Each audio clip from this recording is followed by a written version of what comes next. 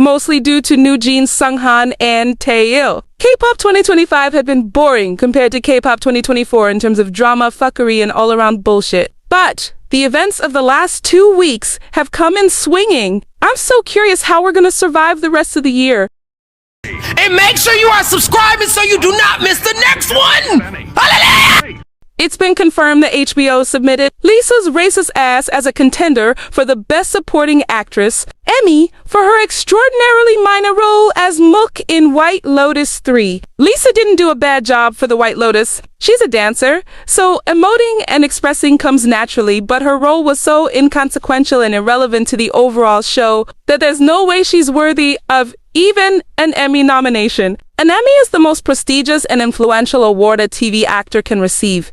It's the TV actor's equivalent to a musician's Grammy. If you've ever seen Lisa in interviews or fan calls and things of that nature, and you're not delusional, you can quite clearly recognize the act that idols are media trained into performing for the media and how Lisa is never not putting on this performance of approachability. She, more than any other Blackpink member in my opinion, is extremely committed to putting on a face. This is how she's been able to accumulate her wealth and popularity without displaying any real depth to her personality. She's perfect for ad campaigns for this very reason, and why HBO, like they did with Jennie for her role in The Idol, had her on the press tour as if her character had any real significance to the show to pull in viewers from her fan base. White Lotus 3 as a show would be of the exact same quality if Lisa wouldn't have been in it. Her character, a woman who's just supposed to know a bit of English, look pretty, and hand out towels, was not at all an expansion of her capabilities in any capacity.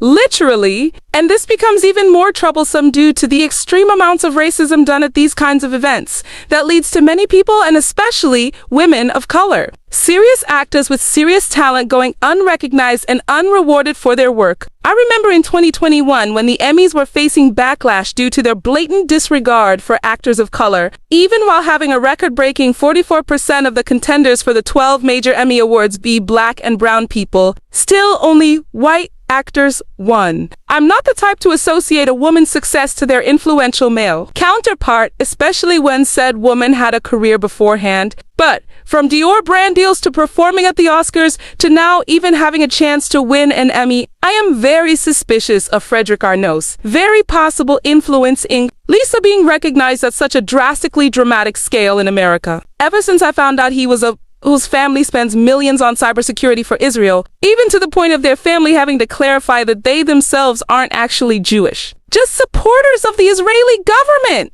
Yeah, I'm suspicious for that reason. It is suspicious that this extremely rich and powerful white man has a white passing Asian girlfriend with a history of racism. All of a sudden having all this opportunity when before their relationship was obvious to the world, it would have been highly unlikely for her to be rubbing elbows so casually with the upper echelon of Hollywood. And no, I won't be disputing with anyone about how Lisa can be mistaken for white, because on more than one occasion, I've personally explained to locals that she is not white or even half white. And I won't go back and forth with the people in denial about her being in a relationship with Frederick Arnault, because not only have they gone on vacation together, but her disrespectful to the original rendition of Kiss Me is clearly about him, even if Lisa's name isn't in the writing credits. Did Beyonce have to specify Jay-Z's name when she sang about his Jackson 5 nostrils? No. And Lisa doesn't have to specify Frederick's name while singing about fooling around with her green-eyed French man, because Frederick is literally a green-eyed French man. Y'all swore up and down Jennie was dating Taehyung of BTS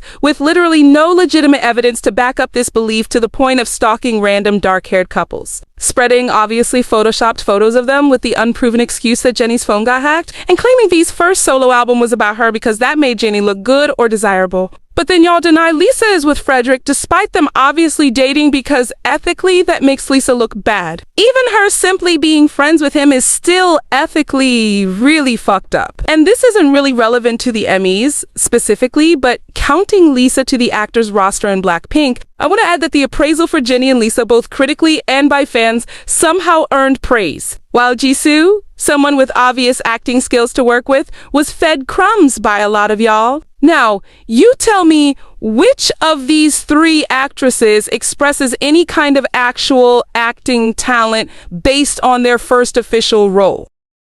First song to be world-class sinner. The couple of takes we did at the end of the other day, that was all we needed to convince everyone. So we just need to have you record the vocals and it's all yours. You will have access to every division and every person in every division of our company. That means we oversee your record. We pair you with the top producers in the industry.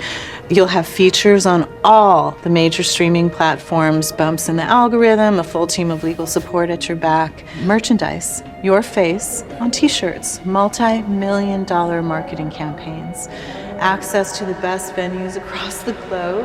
That means world tour. แต่มูมันไม่เหมือนกันอะอันนี้มันคือการป้องกันตัวพี่เข้าใจแต่พี่ไม่อยากทำร้ายใครพี่ว่าพี่ต้องรู้สึกแย่มากๆอะถ้าพี่ต้องทำอย่างนั้นอะมุกรู้นะว่าพี่เป็นคนธรรมะธรรมโมอะแต่พี่ก็รู้ว่าโลกนี้มันอยู่ยากพี่ต้องเข้มแข็งกว่านี้สิถึงจะทำงานนี้ได้อะมุกก็สายคิดว่าพี่อยากจะโต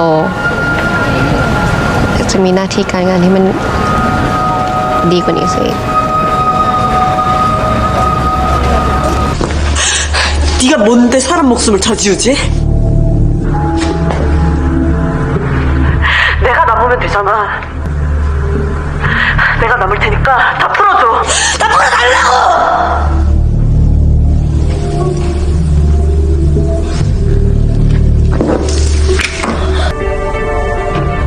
나갈 사람은 내가 정한다고 했어.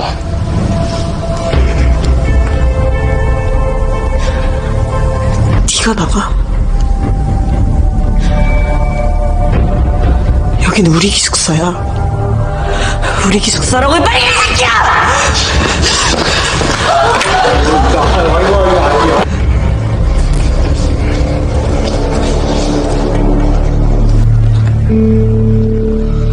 I asked, which actress appears to have genuine acting skill, not which actress did the bare minimum of their job. I rest my case. Ahyeon is definitely flexing her stomach to make herself appear more toned for cameras. I noticed a long time ago, and to me, it is very nauseating, disturbing, even putrid to the point of making me gag. How K-pop fans will be well aware that she's an 18-year-old kid, not even a legal adult in her home country, and then proceed to pick her apart for daring to have insecurities about her body image, as if y'all weren't the same ones visually dissecting her body since before she even debuted. Yes, to see a child, a minor, and compliment them on their tiny waists and perfect shoulders is just as damaging as degrading them for their looks. Because the quality of a child's look shouldn't even be a discussion. Y'all are the ones who made sure her visuals mattered, making posts talking about her waistline and associating her to inherently adult vernaculars, like mother and cunty is fucking inappropriate. And that's why y'all should stop uttering black and queer slang terms. Because referring to minors that way is gross, and it's so tiring feeling the need to repeat this same common sense. Shit, every time a popular underage idol pops out, hundreds of people said forget the fact that she is visibly underweight, looks like she needs help and support, and decided to pick on a minor for caring about the way she looks. Because it's so much fun mocking people who are underage. I think we should stop boycotting Riize. And this is coming from someone who spread awareness of their situation on every social platform, signed Sunghin's reinstatement petition several times, and helped write some of the fan songs that were released in support of all the members. I am an OT7 Breeze always, but it's gotten to the point where boycotting them is doing more damage than good. And please understand that my intention is not to be cold or callous like some breezes who are quick to give up. Never, ever give up on Sunghin based on integrity alone. I know that if I were a member of Riize just like Le Seraphim or G-Idol and I had someone that I consider a friend, and to plan on building a career with that friend, someone I trust and love and have our plans and even possibly our relationship destroyed because of lunatics online, I wouldn't want breezes, fear-nots or neverlands to ever forget or not acknowledge them. It seems inhumane in a way. What we should be doing instead of boycotting Riize is putting that pressure back on SM to stay faithful to their word and make him a legitimate soloist. This is a matter we can actually press, and it helps that SM is really shitting the bed right now for several reasons. There's a certain level of batshit crazy behavior to be found in every fandom, because there's people who do not understand parasocialism. But there's some things I cannot get into because fans are out of their minds and Eyekons are insufferable, annoying as hell, skin crawlers. I don't ever see anything about cats, I even things that were supposed to be good, without Eyekons attaching their mental instability to it. The lengths those whack jobs went to convince and persuade people that Nolly was some deeply philosophical, inherently queer, social, political retrospective about the plight of capitalism that only geniuses could understand was pathetic. All because people did not like that song when it is sonically the equivalent of rat meat. To treating idols who do cat's eyes choreographies like they've committed a mortal sin if they don't do it in a way that pleases them enough. To the unnecessary victimization of Manon and villainization of the rest of the members. To the racism and xenophobia. To just simply being unfunny as hell. Eyekons are awful. I don't ever see any posts from them praising cats. Without also putting down other members in the group or being shady to K-pop idols. So even if I found the girls interesting, even if I liked their music, Eyekons have become the third fandom from Hybe after Bunnies and Engines, who make me reluctant to even entertain an interest in their faves due to how gross and annoying they are as a community. It makes Cat's Eye the second group after only NewJeans from Hybe that I'll no longer attempt to support even in a casual way because not only am I not interested in the members, not only do I think they have the weakest music under their label, but more than anything, their fandom finds a way to make everything so much worse. But you're just ruining it. Look at my lips. You're ruining it. Ruining. I really like No Nah so far. Their songs vocally are great and sonically are genuinely fun and digestible infusions of pop and R&B. The girls are beautiful, especially Shaz and Christy. Christy is fine as fuck. I'm fiending. They dance really well. They're all of age. They have great skin. I upped the saturation on these videos so their complexions look a bit deeper than they actually are. But I find it so refreshing seeing a group where every member has a different skin tone, not just a variation of one or two. All they have to do to have me sold is do the bare minimum of not being racist. You know? Don't let me down like KissOfLife did. And I've always been curious why K-pop doesn't utilize Indonesian idols more when they're one of the highest consumers of the genre. I find the idea that TXT are in BTS's shadow interesting, because TXT did not utilize their connection to BTS for debut clout in the same blatant way some other hype groups did. And even though a lot of MOAs are armies as well, since they debuted in 2019 with little to no global promotional style. TXT did not benefit from BTS's global reach in the same way some other hype groups did either. Hell, Hype did not even exist when they debuted. TXT as well as members of Enhypen had to go through the same trials BTS did. And TXT played a significant role in helping make Hybe into the conglomerate it is today. Yes, all Hybe groups benefit from their association to BTS, but I think the idea that they live in BTS's shadow, instead of just being in their own lane, simply because TXT is not as popular or simply because they came after BTS first, is rooted in a shallow surface-level understanding of TXT and their fan base. I actually think due to the global popularity of third-generation groups, the popularity and love for fourth-generation groups in general is heavily undermined. As soon as fourth gen started, there was a clear prejudice K-pop fans had for idols debuting in this era, infamously calling them untalented and just visuals, despite the obvious talents fourth-gen idols have, and even far superior talents to previous generations in some instances. But I do agree that TXT should be far more popular than they are, and that's due to Big Hit's weak-ass promotional style. Big Hit isn't even the true reason BTS are popular. ARMYs built their fame up from basically scratch. That's why it's been interesting watching people create Band PD his own lore, like some evil capitalistic mastermind tipping the scales, when longtime ARMYs have always known that he has never been a marketing promotional mastermind for anything. He's a small greedy man with big glamours, fantastical, damn near delusional ideas with no way of how to properly execute them. That's also why I'm invested in seeing what Big Hit's newly appointed CEO, Shin Seon-jung, is going to do. Not only because she's a woman and Big Hit is known for being male-dominated, but also because this is an opportunity for Big Hit to slay in a way they never have before. And you know, maybe debut a really cool girl group one day soon. I manifest. Soyeon is extremely talented, more talented than the average idol in my opinion. That's why the musical direction that she's taken Idol down is disappointing. I'm choosing to believe that's just a musical niche she had carved out for them specifically and is not the best or all she can do. So I'm not counting out P Nation's girl group that she's producing for just yet based on their association to her. However, their association to Psy does make me question them. The way that man single-handedly mismanaged the initial hype and mythos P Nation had for being less strict and more open-minded than other K-pop companies is insane, proving to be very similar to Bang PD, a man with a big vision and shitty execution. P Nation is a perfect example of how to drop the ball, but I'm not counting them out just yet. I want more smaller labels to rise in the ranks to take away the monopolizing power the big three have over the industry. They've been real quiet lately, so we'll just have to wait and see what they do next. Fuck Julie's other apology.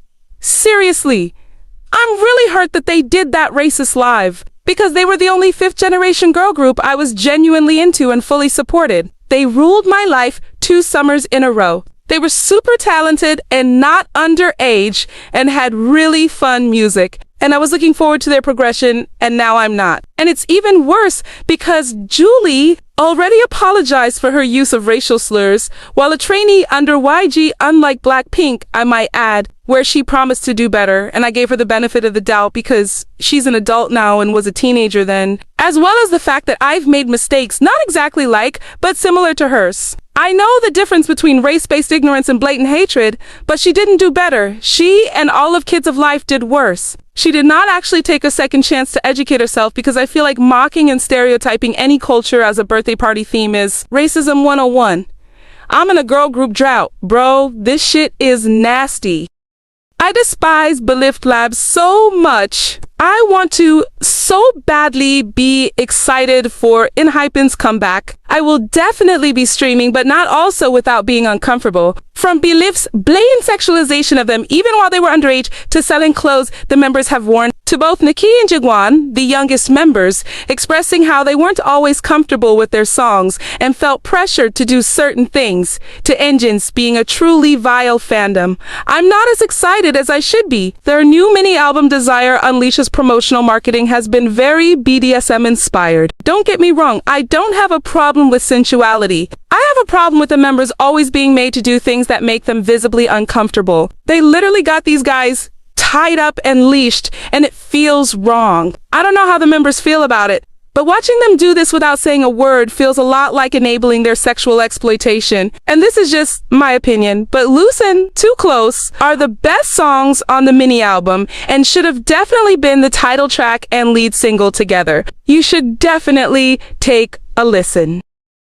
The case with NewJeans is getting stale only because no new information has come out. NewJeans have no evidence and barely anything logical behind their argument, and Adore has all the receipts. It's just the same things we've been hearing for months, and this situation could take years to resolve. So I just want to reiterate that because of the financial strain being put on Adore with NewJeans currently being inactive and no idea of when they will be active again. I do think it's in the company's best interest to debut a new group. And reiterate that the dislike and distrust for the members is not simply because they want to prematurely end their contracts with Adore. It's because they are both willing enablers and agitators of the hate trains their label mates have been going through because they could exploit and capitalize off it.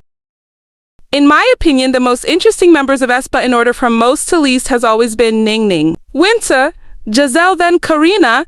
Genuinely, I mean, Giselle had the potential to be my bias wrecker if she weren't so comfortable saying racial slurs, but she is, so she's not. And even though up until this point, Karina had never given me a reason to be off-put by her, I was never interested in her as an individual. I am always weary of celebrities who are outspokenly Christian because oftentimes some kind prejudice or bigotry is attached to that. So all this surprise surrounding Karina not so subtly supporting the Korean equivalent of the Trump administration is not at all a shock to me like it is to other people. I'd still listen to their music, but if not for Ning Ning, I wouldn't have any interest in aespa as people at all, so I don't really care. What I do care about is people taking this opportunity to point the finger at the whole group as if they had anything to do with Karina, very likely being a misogynistic bigot. In very simple but still very valid ways, Ning Ning has made her very liberal views known, and even if she hadn't, it's not fair to judge Giselle when Taran Ninging based on Karina's likely but unconfirmed political views. I'm not going to assume anything about Karina, but this whole situation has put a bad taste in my mouth, to the point of me now only liking half the group. And yeah, if this situation gets bad enough or escalates enough, this could harmfully impact their careers, especially when we all know SM does not give a single damn about their idols. I wonder if this is the perfect opportunity to demand a Winter and Ninging unit. So apparently Jennie might be a prostitute, a very expensive prostitute at that, according to that fucked up Asian-based podcast Under the Influence. And before I share my 2 cents, I want to remind y'all that months before they accused YG of selling Jennie's coochie for $500,000, they got called out for randomly dehumanizing and sexualizing black people because you know they're nothing more than sex objects, by saying that black women have naturally wide vaginas to make necessary room for black men's naturally big penises, and then fetishize themselves and other Asian people by saying Asian women couldn't relate because their vaginas are so small in comparison. Yeah, that happened. And let me just say, from personal experience, all of those are crazy-ass stereotypes. So they already have a history of saying fucked up shit. Jennie should sue. If I were her, I'd try to get their podcast taken down altogether. It's not like the podcast is filmed live. They edit their videos, review them, and then post them at their big grown-ass ages. To have crazy random thoughts is one thing. To speak this fucked up shit out loud as adults with absolutely no regard for the people they're talking about and how the things they say can impact others is diabolical. But I'm low-key thankful for the Under the Influence podcast because post by post, they single-handedly break down the incredibly inaccurate stereotyping of Asian people somehow being both hyper-intelligent, demure, and modest in comparison to other people, especially in comparison to other people of color, because as someone who's grown up with Asian people, they're not any different, and that's some of the fakest shit K-pop sales to y'all. We need more Asian-based podcasts so the world will know just how much some of them think like white people. However, that doesn't change the fact that though it likely won't happen because of Big 3 privilege, there should definitely be investigations and audits being done at YG like what happened at Hype, because the idea that they're prostituting their idols is believable to me just based on YG's history as a label. That's why I'm strongly against YG's new girl group being at least as young as 15. A new girl group as young as 15 whose introduction to the world was them covering Doechie's mature song, Nose Bleeds. From the K-pop industry being known for sexually abusing people no matter their station, to the Burning Sun scandal, to YG publicly sexualizing Baby Monster, objectifying to anyone, and Blackpink, to the company founder infamously being known for sabotaging his own girl group to marry one of the members he knew when she was just a child. The idea that the company is prostituting their idols is very, very easy for me to believe. Zero Base One's Jiwoong's old group was being sexually abused by their management that led to the group disbanding a few years ago. And the girl group Maiden is being sexually preyed upon by their CEO Park Jun-sang as we speak. And I understand defending Jennie, she deserves defending from such a salacious rumor. But I need us, as K-pop fans who care about certain K-pop idols, especially ones from YG, to acknowledge the possible validity to that rumor and to demand the truth.